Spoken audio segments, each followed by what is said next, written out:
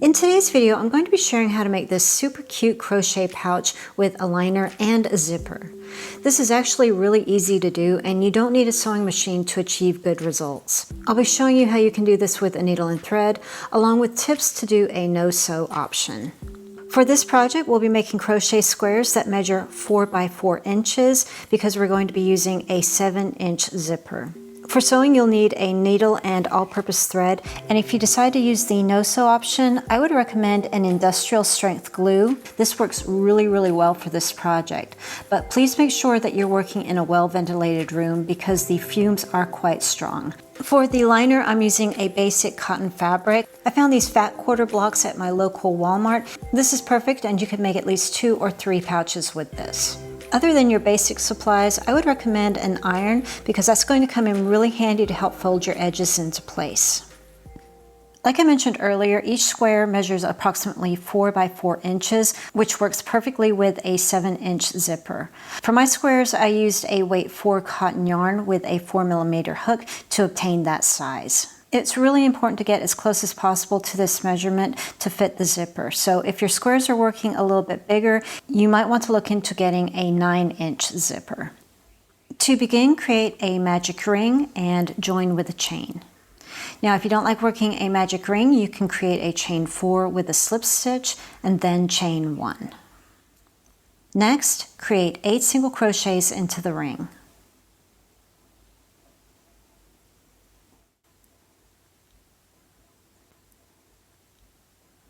To complete the round, add a slip stitch into the very first single crochet you made and fasten off.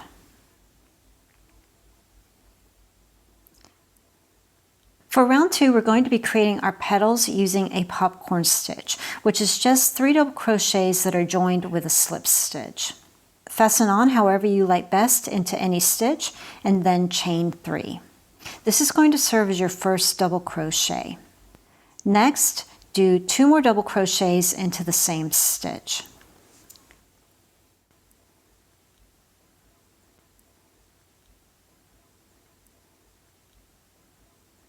Now, to create your popcorn stitch, remove the hook from the yarn and place it into the top of your chain 3.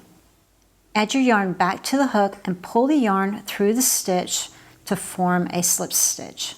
Chain 2 and repeat in the next stitch. Create 3 double crochets,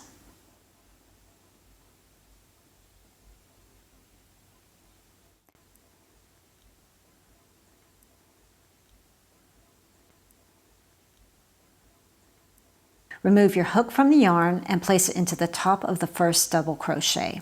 Now place the hook back into the loop of yarn and pull it through the stitch to form a slip stitch, and chain 2. Continue this in each stitch around until you have 8 petals and a chain 2 in between each.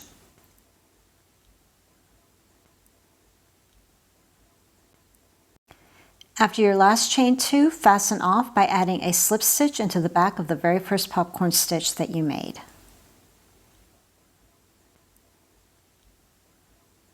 For round 3, I like to use a green color to give the appearance of leaves. Fasten on in any chain 2 space and chain 2 or 3 to serve as your first double crochet. And now we're just going to be working a classic granny square pattern. Make 2 more double crochets in the same space to form your first side and your first granny cluster.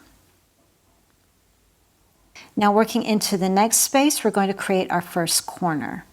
Create 3 double crochets,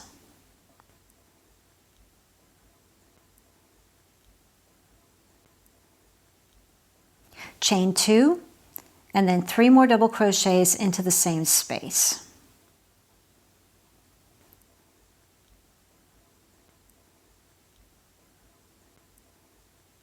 Now, moving into the next space, create 3 more double crochets to create a side.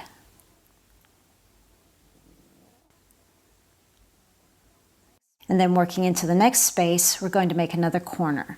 So make 3 double crochets, chain 2, 3 double crochets.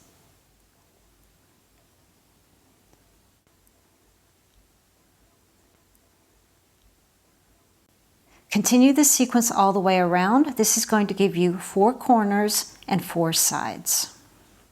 To fasten off, I like to work a slip stitch into the first true double crochet instead of the chain. This is going to put a really nice stitch above the chain. For round 4, fasten on between a side and a corner cluster and chain 3 to serve as your first double crochet. Add 2 more double crochets in the same space to complete your cluster. Now we're going to be repeating the exact same sequence that we did in round 3. The only difference is we're going to have 2 clusters on the sides instead of 1.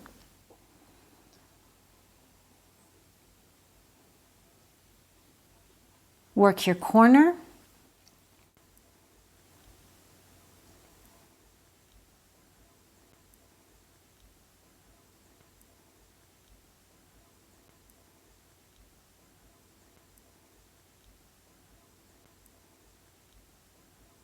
Repeat this all the way around and then fasten off.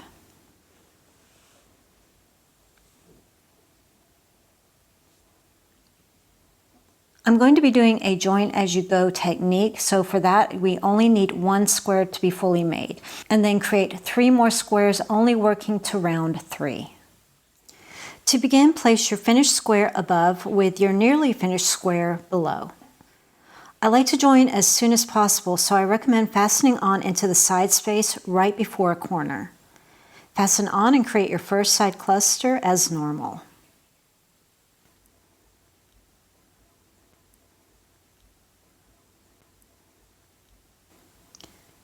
Now we're going to join our first corners together, and all we're doing is matching the stitches above us on the finished square to our new square.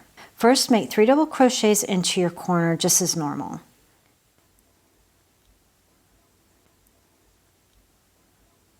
And then chain 1. And now for the join, place your hook into the corner of the finished square and pull the yarn through the back and create a slip stitch. Chain 1 and make 3 more double crochets into the same space to finish your corner.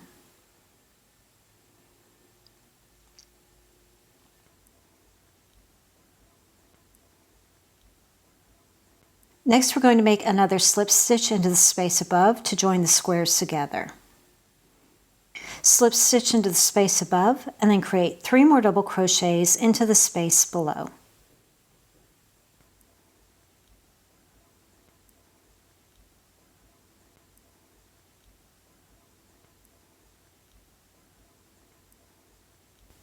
Create another slip stitch into the square above, followed by another granny cluster below.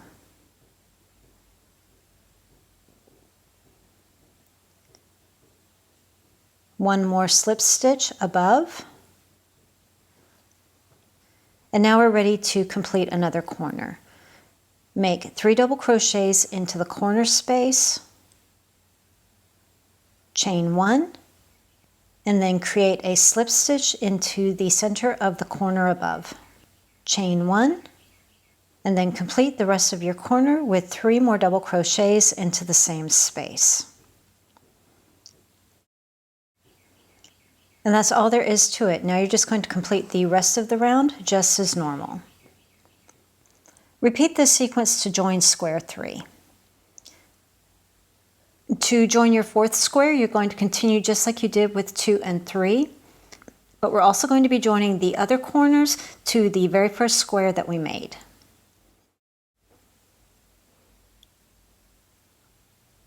When you get to your 3rd corner, attach it to square 1 in the corresponding corner.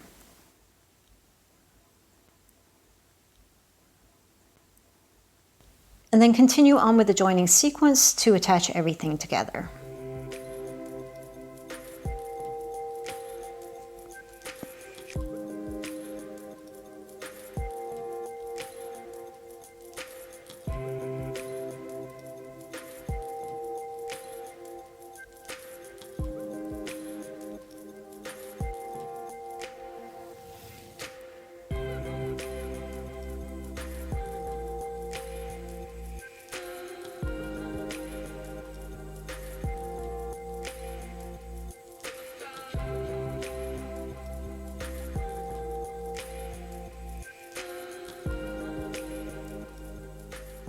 At this point, you can fasten off as normal if you like, but I would recommend that you add a round of single crochets to give a neater edge.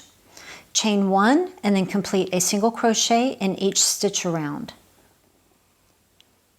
For the join areas, I added a single crochet into each space between these joints. You can add more or less chains here depending on your tension. If it's working too tightly, add another single crochet, or if it's making it too wavy, then omit a single crochet. Fasten off and let's seam the bottom of our pouch. You can use any kind of joining method that you like. For this one, I started with a stretch of yarn that was 4 times the width of the pouch, and then just joined in a zigzag fashion, working into the inside loop of each single crochet.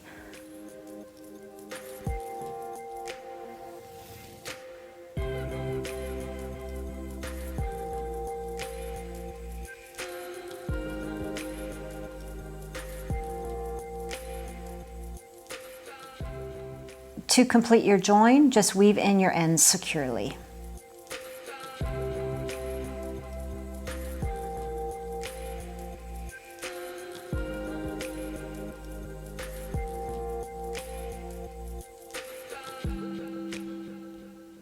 First, we need to cut our fabric out for our lining. Take your fabric and fold it into 2 to cut both sides at the same time. The measurement for this is approximately 8.5 by 5.25, but the easiest thing to do is place your pouch on top of the fabric and cut your sides and bottom about 1/4 inch larger than your pouch. And for the top, cut about 1 inch higher. This will give you plenty of seam allowance when you start sewing or gluing your pieces together. At this point, I like to iron the fabric to remove all the creases and also iron the fold at the top edge down approximately 1 inch. This is what's going to give a pretty edge to the inside of your lining.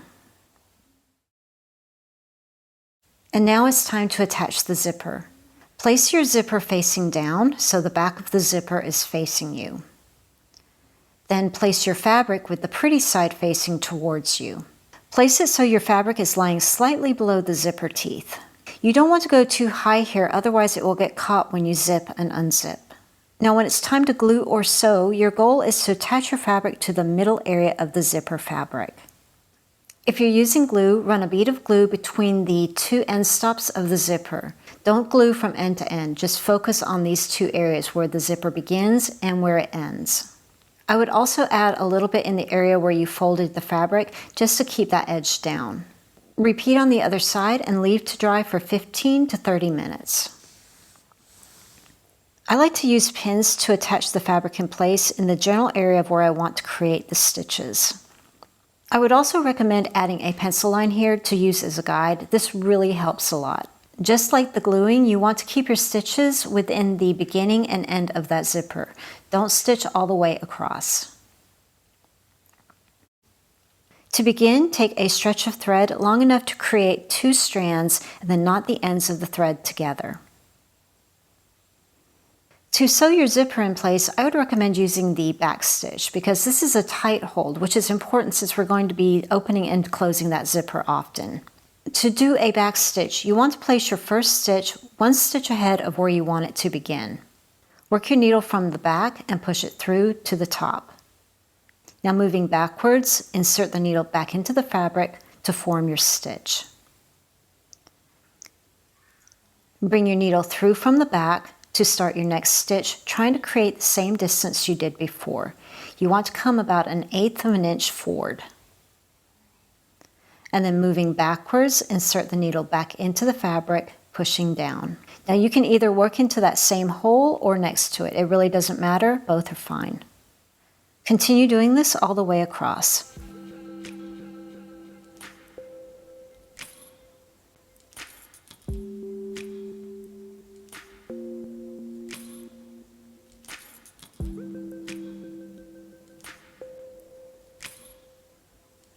When you reach the end, work a couple of stitches into the same space and create a little tie with the loop of your thread to secure, and then you can snip your thread. And now repeat on the other side. Next, it's time to join the 2 sides of fabric together. When you fold the two sides together, make sure that the right sides or the pretty sides are facing inwards. You want to see the wrong side or the back of the fabric. If you're gluing your sides, run a bead of glue approximately 1/4 inch on all three sides, using the beginning and the end of your zipper as your guide. Carefully press the two sides together and allow to dry for 15 to 30 minutes. For the sewing option, add pins along the three sides of fabric about 1/4 inch inward, using the zipper beginning and end as your guide. For the side seams, you can do the back stitch again or do a running stitch. Insert your needle from underneath your work and bring it up to the top. Now move down and through the fabric to create your first stitch. Try to make it around 1/8 inch. Continue making small, even stitches along all three sides, working from under your fabric and then moving back down into your fabric. Try your best to keep good tension as you're working. It is easy for it to start bunching on you, so just take time with this and straighten it back out as you're working.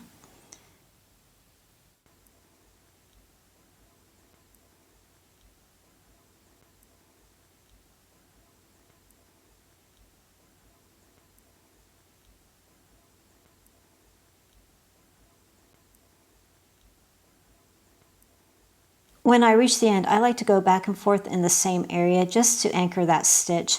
And then I do a little loop of thread to create a knot, and then I fasten off.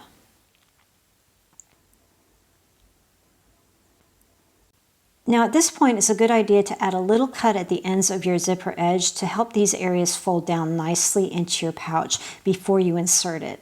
I would also recommend that you add a little bit of glue or a stitch just to hold it in place. I didn't do this and it kept trying to poke out through the pouch, and it was a real pain to fix after I'd attached everything together. Okay, great, we're nearing the finish line here. It is time to insert our lining into our pouch. Go ahead and unzip your liner and start fitting it into your pouch. If you're using the glue, add a bead of glue right under the zipper and press your yarn to lay neatly under the zipper teeth.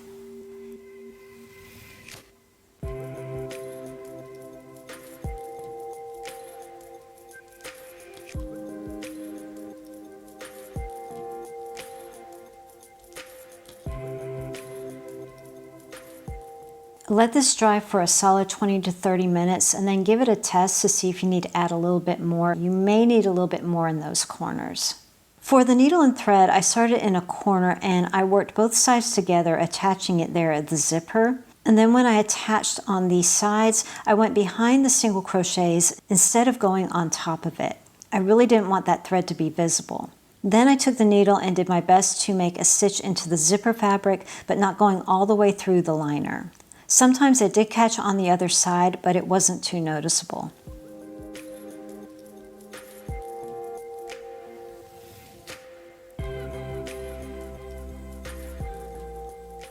And then when I reached the corner again, I worked both sides together, stitching them together to attach before continuing on with simple stitches on the other side.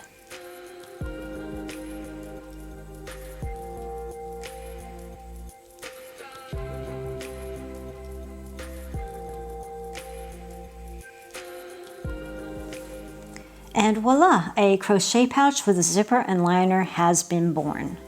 I hope you enjoyed the video, and if you did, a like is always appreciated. I do have another example of adding a liner that you might enjoy watching. For that one, I use similar steps, but I also use a different type of adhesive that you might find interesting. Thanks for watching, and I'll see you in the next video.